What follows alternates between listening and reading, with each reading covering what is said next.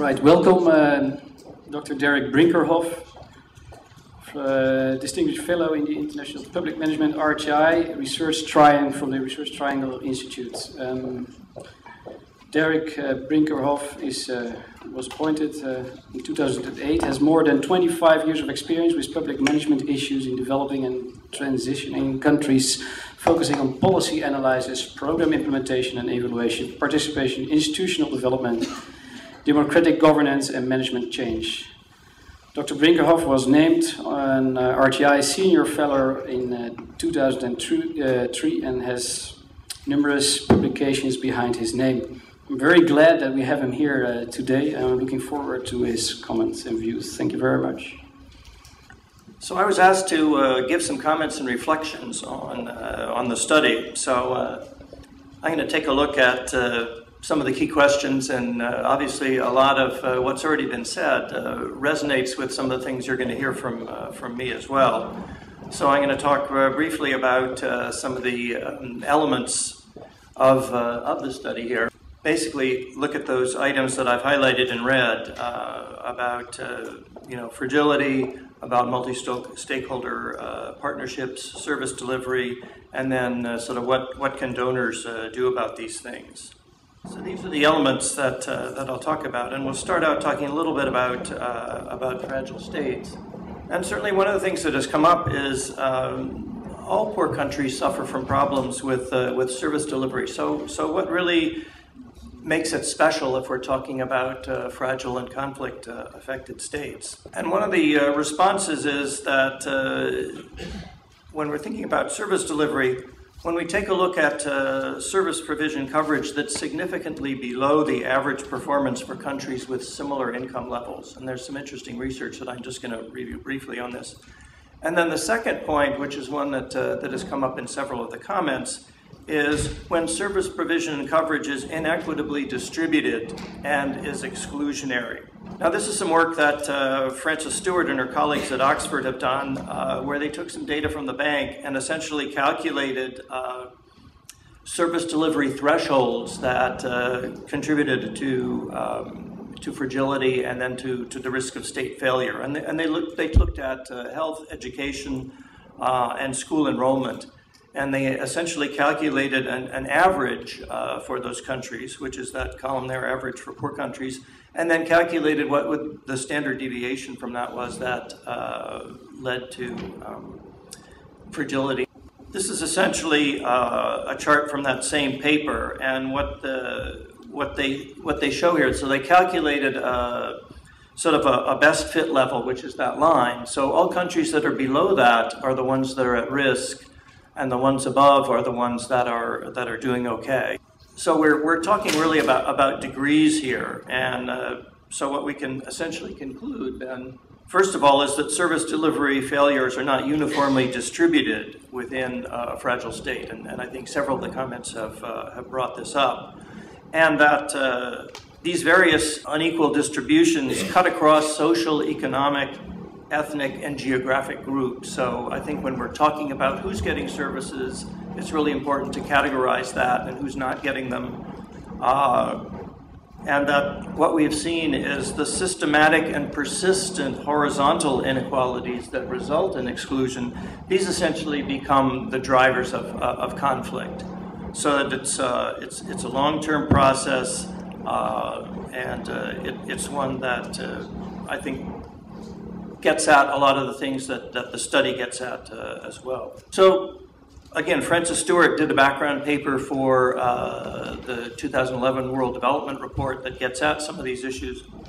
And she talks about different kinds of horizontal inequality, political, economic, social, which can include services, and cultural status. And then some of the findings here I think are interesting for our discussion of the findings of this study as well. First of all, that political inequalities tend to motivate conflict among elites. When we think about, I think, some of the things that Stephen Adego was saying in terms of his interactions in the Parliament, we see some of those kinds of issues coming up around the political issues, but that the other kinds of inequalities are the ones that tend to engage citizens more.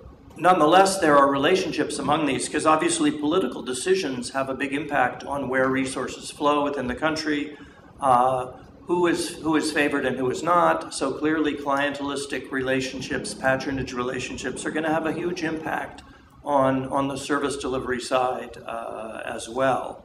And I think when you look at the list of countries in the study, all of these have these kinds of dimensions to them. And I think the other issue is that none of these social situations, political situations happen overnight. These are long-term processes, and so the idea that it's going to be solved in some sort of donor time frame is a pretty unrealistic assumption as well.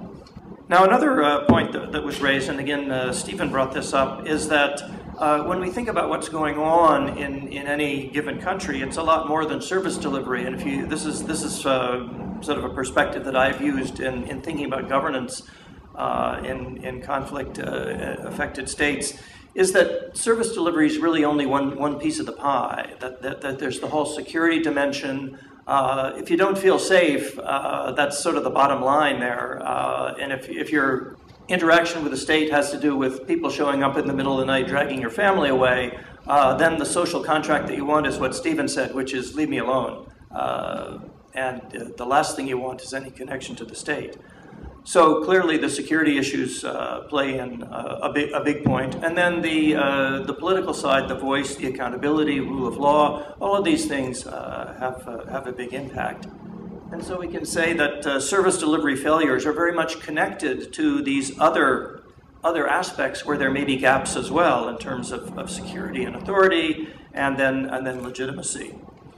And clearly, when we're thinking about all of the complex linkages here, we've got multiple combinations that involve different capacities, different levels of political will, who's willing to do what, who's able to do what.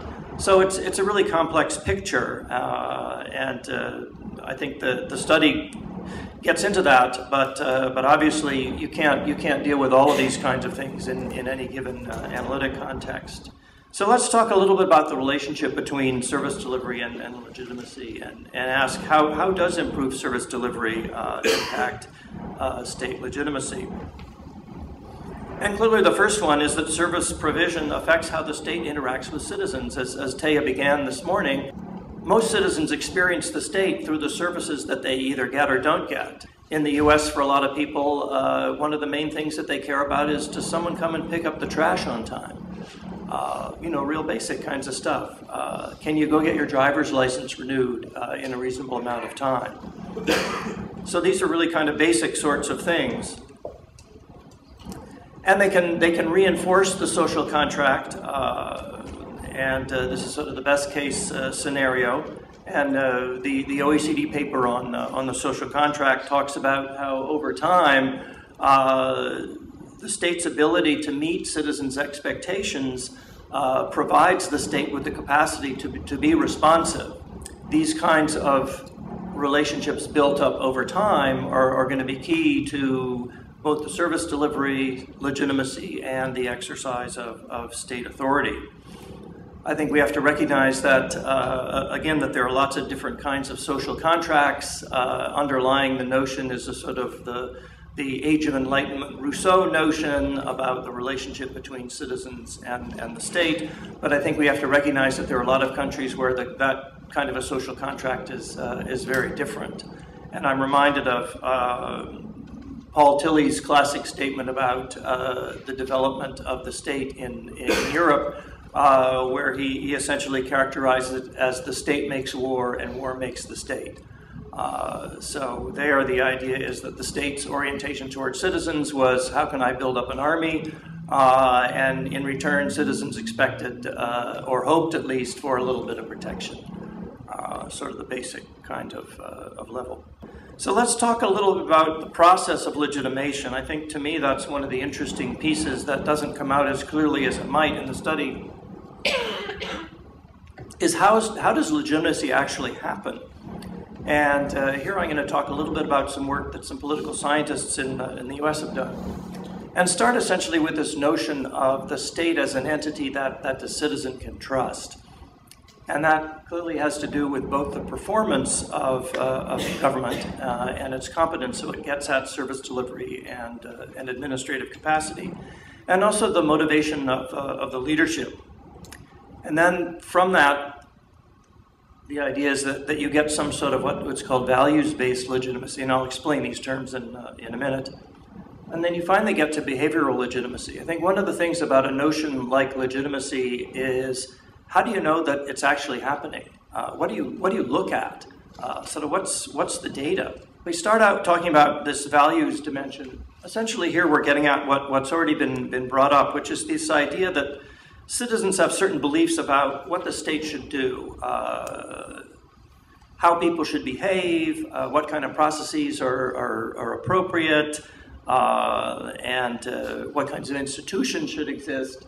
And then based on that, there becomes, what comes into play is this notion that there's some sort of sense of obligation that the citizen in treating the state as legitimate will respond to what the citizen asks them to do. And there's so there's an element of obligation, but there's also an element of the willingness to comply with authorities. So essentially, if the state's relationship with citizens is one that is based totally on coercion, that's actually a pretty expensive way to run a country. What you want is something that shifts the enforcement of the social contract from coercion to consent. And so that's one of the underlying features of, why should a government care about it, whether it's legitimate or not? And certainly what donors are looking for is to reinforce that consent side, to get the state to the position where it both wants to and is capable of doing the kind of things that will engage citizens to the point that they're willing to go along with the state. So when you think about, well, okay, how are we going to know this? The way that it's been analyzed in a lot of the political science literature is to look at citizens' actual compliance with regulations and laws. The most used of the data on this has been willingness to pay, either for taxes or for services. So if we set aside the whole issue about user fees and all, just thinking about the behavioral expression of people's willingness to treat the state as legitimate, this comes through in their behavior and the extent to which they obey laws. And they fulfill their obligations to either pay taxes or pay for services. So when we're looking about at fragile and post-conflict states, what legitimacy gets us at the start is it enables the establishment of the state as the highest authority. And as we know in many conflict and post-conflict situations, that's a key problem. Often you've got a very new state, and demonstrating its authority is a key feature of beginning the process of state building. And so once you've got that basic level of authority, then legitimacy begins to contribute to this constructive building of the contract. And essentially, this is something that happens all the time. It's not like, oh, now we've got a contract, we sign on the line, everything is done. No, I mean, these kinds of things happen over time, and obviously, I think as Stephen raised, they're sort of decision points at which legitimacy comes into question much more strongly. Often that's around electoral processes, but it can often be around security incidents, breaking the rules in major ways around the behavior of the police and the army, things like that can have a huge impact. So if we kind of pull these things together, we get what I've called here a legitimation process model, and it gets at some of the comments and discussion points that I made earlier, is that the social contract, one, is not based simply on how people perceive that they're getting services or not, but it has to do with this whole notion about do they feel secure and protected? Are their voices being heard? Is there some degree of accountability? And so we see that the social contract is in sort of constant negotiation. And I think this gives us a couple insights into thinking about how the study is relevant. One is this idea that these are continually evolving processes. One that it's not simply a virtuous cycle, but it can become a vicious cycle as well. That legitimacy can be increased, but there are also cycles of delegitimizing that goes on. This has been brought up a couple times already. So I think one of the things that we need to recognize is that there's a whole lot more going on in this legitimacy process than the service delivery aspects that the study highlighted, and certainly that's an important point. Just want to give you a brief example of some of the research that I've been working on trying to get at some of these issues. And my organization has been working in Iraq since 2003, focusing on local government and service delivery. And one of the things we did last summer is something that I want to just briefly share with you. Iraq has a history of centralized services used for both reward and repression, so that whole issue of horizontal inequalities is very key. They made some progress on decentralizing service provision. And now that there's some basic level of government in place, restoring and improving services has become a major priority, and surveys have shown that citizens report service delivery as the major problem that they're concerned with at the moment, concerned with the slow pace and the perceived inadequacy, which obviously raises concerns about instability. So we did a water services survey last summer. Essentially, the aim was to help subnational government understand what citizens thought about water service delivery and priorities. We looked at nine locations, slightly over 2,000 respondents to the survey.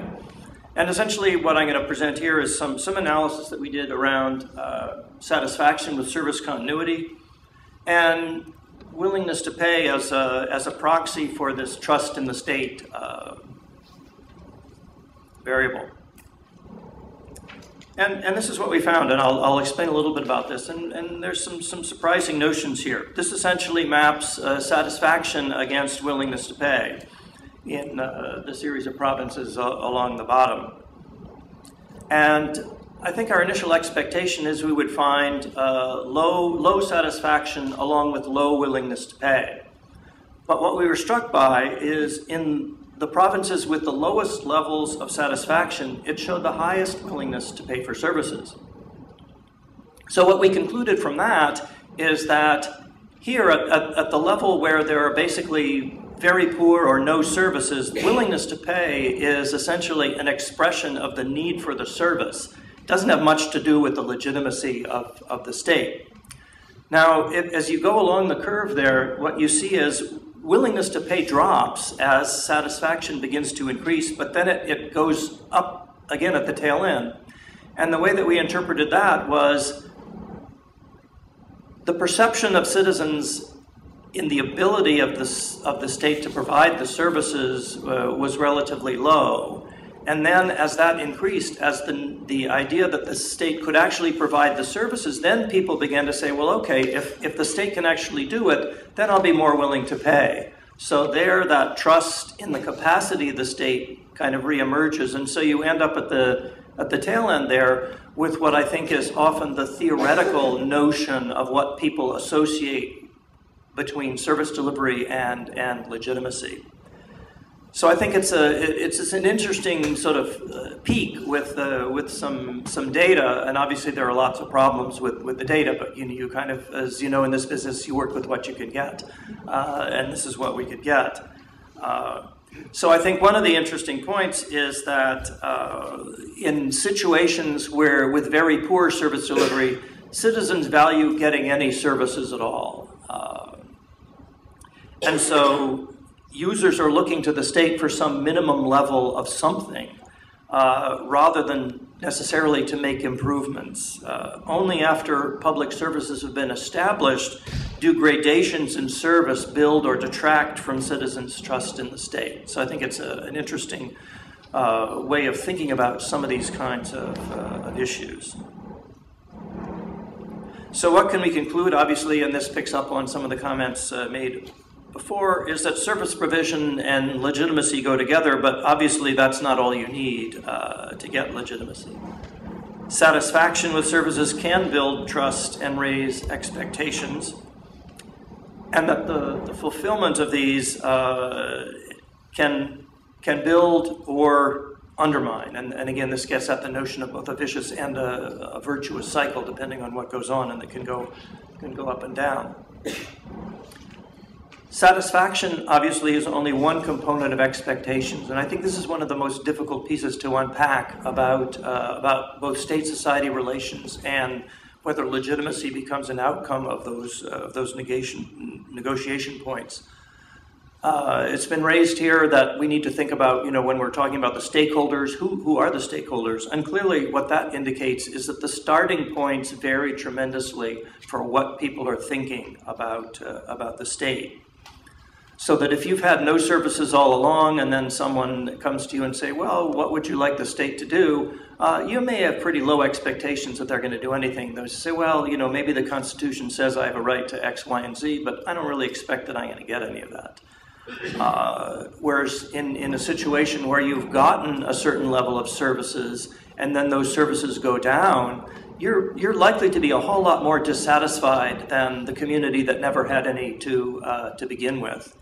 And so that's been an interesting feature of some Reconstruction work, where if you compare communities' levels of satisfaction with what has happened after a conflict, often it very much relates to what they had before in relation to what they have now.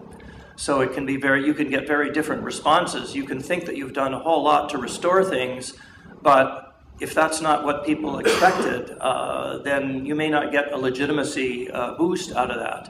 And a good example of that is in Iraq, with another piece of that analysis compared availability of electricity, given one of the arguments that we made is also that services are connected, that you don't just care about water, you care about a whole basket of services.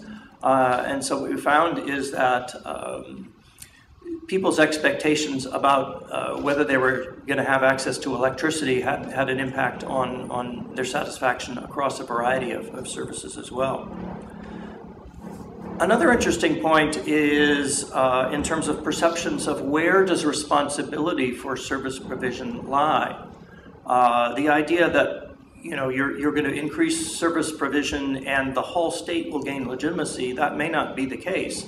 You may end up with the water services people getting a lot of kudos from citizens, but that may not translate into other things. And again, one of the interesting aspects that came out in the Iraq work is again related to electricity. When last summer, when there was a whole lot of failures of power, citizens went and demonstrated outside the office of the provincial governor. If you look at who officially has responsibility for power provision, it's not the provincial governor. He has absolutely no power and no role in that. This was in Basra where it started. That governor resigned, and I think in 5 other provinces the same thing happened. So there again, you have to look at, citizens' notion of who the government is and who should be doing stuff may be very different from what's on paper. And what's in terms of sort of that state hierarchy. So you can design the greatest structures as you will, but if people don't relate who's giving them the services to how that maps onto reality, then you've got some problems. Just wanted to shift briefly to the multi-stakeholder processes. This I found to be both a plus and a minus. It's a plus in terms of bringing together a broad array of analysis, but I think conceptually it's the most problematic feature of the study, because to me it got to be kind of difficult given the vast variation across the cases as to what are the core features of these multi-stakeholder processes, and can they be credibly connected with some identifiable set of outcomes. And since the ultimate aim is to be able to generalize across some cases, to me, I'm wondering what can we reasonably compare across the MSPs, and then what's generalizable coming out of this. This is a problem that doesn't face this kind of research, but I mean, if you look at the whole body of research on partnerships, it's a huge problem there, because partnerships tend to be defined in a whole variety of ways, and people start making claims about, well, partnership's good for this, good for that. It can get very difficult to sort of unpack that. So I think the study's done a commendable effort at trying to address these issues, but I think there's a lot more that needs to be done. And I think what Tia started out with is saying that there's a lot behind, even if you're just looking at what's on paper. So it's not just what's on paper, it's how things actually happen. And it can get very difficult to sort of figure out, well, what are the most important features of that? Is it the fact that people had those informal meetings, so they didn't really need to have the formal one? So what would you conclude from that? Okay, when we design an MSP, we'll do away with formal meetings. Well, maybe that's not the conclusion that you want to draw. But again, that's just one example of the kind of things that I think we need to think about. So again, I applaud the team for wrestling with this problem, but obviously there's some other issues there that we need to think about. I think about service delivery in fragile and conflict affected states, sort of from the donor perspective, as dealing with a whole series of trade-offs. And the first one is whether or not the state should be providing services, or whether we should be looking to non-state provision. This came up in a whole variety of the analyses here, and again, what I've seen in a lot of countries is there's often an implicit notion that because it's a state responsibility, that the state should be the direct service provider. And I think in many countries, what is often being advocated by donors post-conflict is not just to go back to the way things were, but to essentially reframe how the state thinks about service delivery. And that's a lot more complicated problem than just sort of rebuilding something the way it was before. One of the key issues, particularly in immediate post-conflict, is people need services now. So you say, well, you know, it's going to take a long time to rebuild all these institutions. That may be true, but if people need their water, their healthcare, education, sewage, all those kind of things. So often the theoretical arguments that you would make around state versus non-state provision, you're looking essentially to a situation where if you really want to get services going, you're going to have to import the capacity to do that. That's going to be international NGOs and contractors. You may have a little bit of local capacity, but you probably won't have a whole lot.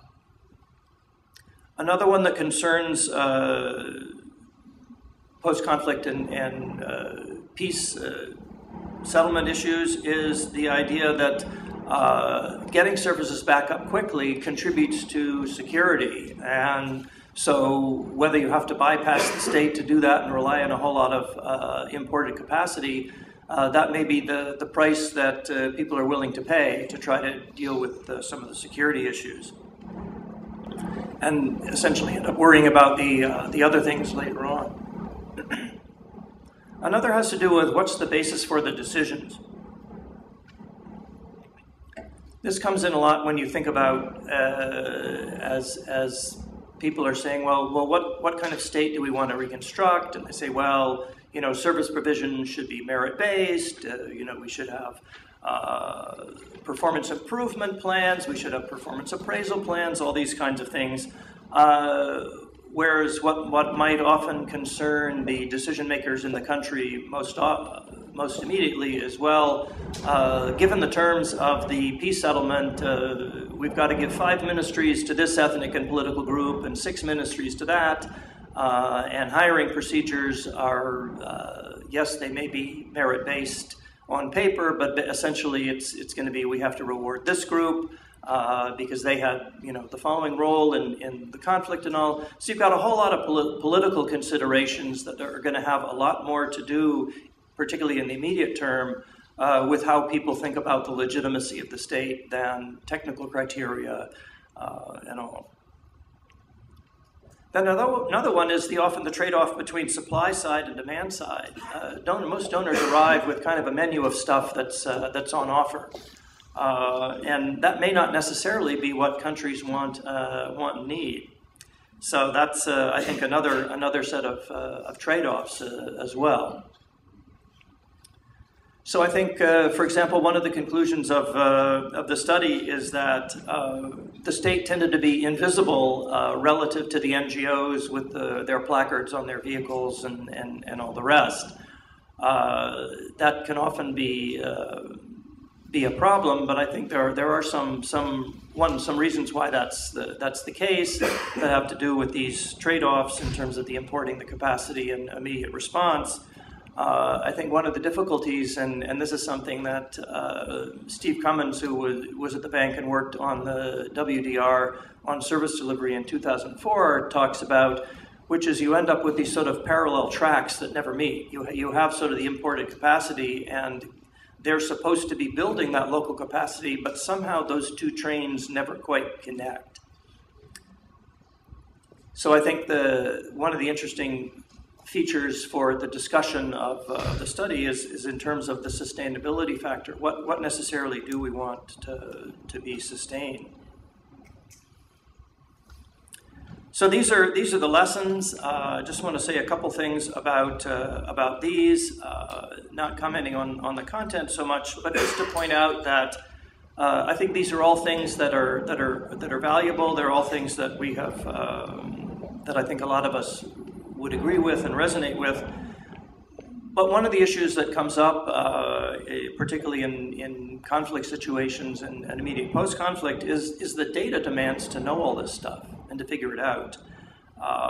And sort of what level of resources can be devoted to discovering all these things versus doing the service delivery, getting things up. And often you hear particularly the humanitarian NGOs saying, well, we're not worried about all this other stuff. You know, we're going to get out there and, you know, give people shelter, give them water, you know, deal with the health issues of their children, those kind of things. So to what extent can we really, you know, address all these kinds of things as we're going along? And I think it's just important to recognize that you may not get to all this stuff on sort of day one, that there's going to be some phasing issues.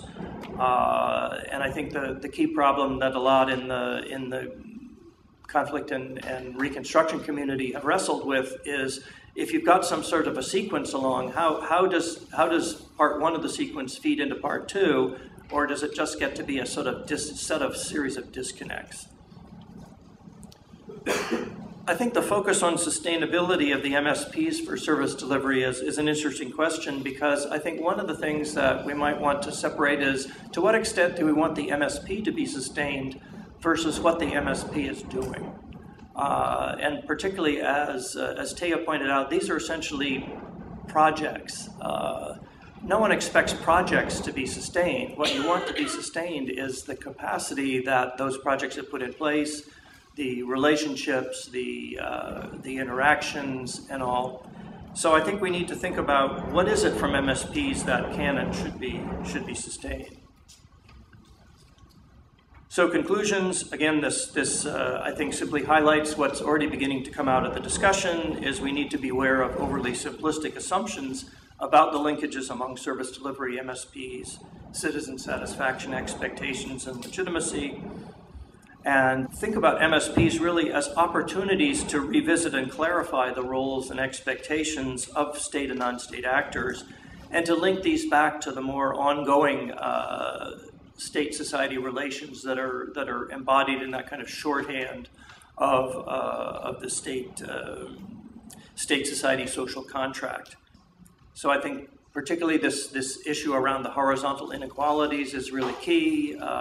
You know, who are we talking about in terms of actors, both on the state and the non-state side, and that this is something that I think the study has contributed to, and I think that there are a lot of good questions raised.